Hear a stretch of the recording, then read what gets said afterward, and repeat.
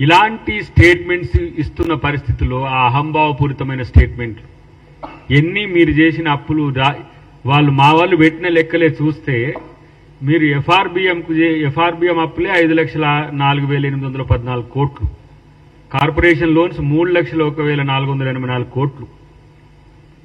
ఇలా మీరు తెచ్చిన అప్పుకు మేము కడుతున్న ఒక నెల వడ్డీ 7,000 కోట్లు. అట్లా 12 నెలలకు వేసుకోండి మీరు తెచ్చిన అప్పుకు. ఇలా జీతగాళ్లను మా వాళ్లను ఏదో మమ్మల్ని అన్యాయం చేస్తుండ్రని చెప్పేసి కొంతమందిని మా జీవితాలు నష్టపోతున్నాయని చెప్పి ఉద్యోగ సంఘాల మాజీ నాయకులను పక్కన పెట్టుకొని కేటీఆర్ మాట్లాడుతున్నాడు.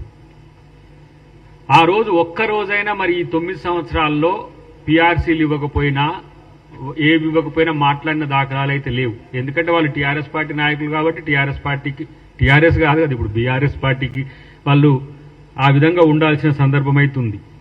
నేనంటున్న ఇవాళ బండి సంజయ్ గారు మాట్లాడుతున్నారు చెప్పుల మీద చర్చ జరగాల్సిందే అని. కరెక్టే,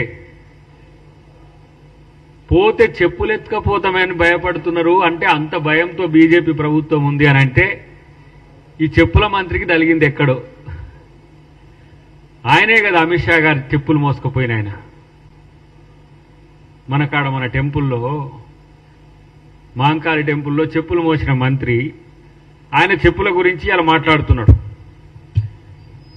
మీరు కానీ కిషన్ రెడ్డి గారు కానీ బహిరంగ చర్చకు వస్తే కేంద్ర ప్రభుత్వం నుంచి మీరు తెచ్చిన, మీరు ఇచ్చిన నిధుల వాటా గురించి తెలుస్తామా?